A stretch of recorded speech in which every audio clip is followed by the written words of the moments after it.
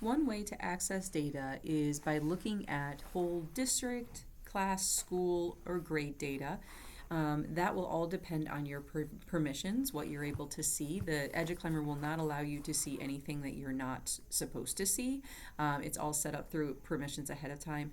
If you feel like you are seeing something that you should not be, please notify your district administrator and they'll be able to adjust your permissions, or if you think you should be seeing some sort of data and you're not, they can also adjust that there. Right up here at the top is says district, grade, and class. Again, you may not have all of these options or you may have more, but for now I'm going to go ahead and click in on district. So this drop down right here, these are all different drop downs that will allow you to organize your data however you want, so whatever you want to see. This is saying that I want to see the data for the students in this year. So if you wanted to see last year's students, you would click on this and so on. So for now, I'm just going to click on this school year's, which is most of the time where you're going to want to be. Here you have drop downs. Again, you will only be able to see what you're supposed to see. So if you only have access to, let's say, Craftsbury High School, that's all you're going to be able to see. If you have, if you're an elementary teacher, you may be able to see Hardwick. Sometimes you won't be able to see the whole school's data, and instead you're only going to be allowed to see certain grade levels within the data. As a classroom teacher, you are likely only going to be allowed to see your classroom's data. So here I'm going to go ahead and click. This time I just want to see, Hardwick, but I want to see all grade levels. So I'm not going to select anything there. This is where you can decide which category of data you want to see. Again, I'm going to leave that open so we can see all data. And then here, if you wanted to just see certain assessments, you can click through that. Again, I'm going to leave it open.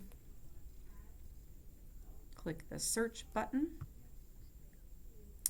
And at that time, it's going to bring up whatever data you have available. So here we're in literacy. You can filter through and see the data in the other categories as well.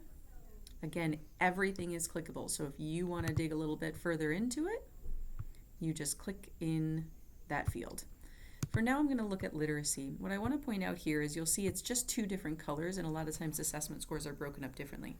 That's because these are just benchmarks, so you're either at or above the benchmark or you're below, okay? But if you wanted to see more, what you can do is I'm going to expand it here so we can navigate this a little bit easier. This little drop down menu right here gives you the options to organize your data in a different way. So first of all, I'm going to view performance levels. This is going to divide it up into the different performance levels that you would normally see. So you have low, below average, low average, high average, and above average. Now I want to see this as a percentage of students, not number of students. And I'm also going to throw the numbers on the chart so I can very quickly look and see the different numbers in each category, what the percents are. Okay. Another important thing to note is you'll see down here that I'm looking at third grade fall, third grade winter, third grade spring. That's awesome. If the data is not organized in the way you want, you can sort it by different areas. Okay. Now, what's really neat about this, here's other ways you can look at the data as well if you click here. As I said, you can click into this data and dig in a little bit further. So if I just wanted to see fourth grade spring, I can click there. And normally it would say the students' names here. I didn't want it to, right? So that's why you don't. I have my top secret mode on. Okay, it says students. Here you can dig even further. Not all data does this, but definitely some of your data that's getting pulled directly in from another system, such as MAP, iReady will do the same thing. You can click on it and it's going to give you a lot of different information. Another neat thing to notice, oops, unclick that. Another neat thing to notice is you can easily navigate between the yellows in all of the different grade levels, spring and fall, just by clicking up at the top. So it makes it a little bit easier. Okay. Go ahead and exit out of there. Let's try one more, show you really quickly. And click into your students. Here are all your students. If I wanted to see more data, I can click right there and I can see more data.